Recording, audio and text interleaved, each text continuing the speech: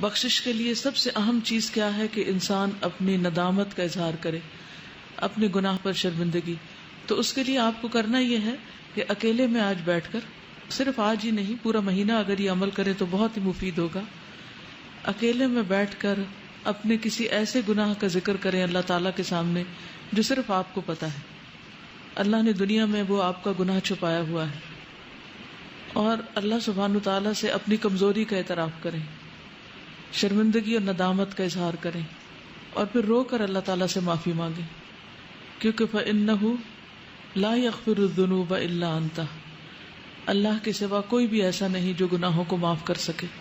تو اس لیے بہت ضروری ہے کہ ہم ندامت اختیار کریں، شرمندہ ہوں، اپنی غلطیوں کو مانیں. اور جب ایک انسان غلطی مان لیتا ہے تو پھر التائب من الذنب کمن لا ذنب لہ، انسان اتنا صاف ہو جاتا ہے گویا اس نے کوئی گناہ کیا ہی نہیں. کمن لا ذنب لہ. اسی طرح توبہ کے لیے اگر کوئی کبیرہ گناہ سرزد ہو چکا ہے زندگی میں، پاسٹ میں، جو آپ کو ہانٹ کرتا رہتا ہے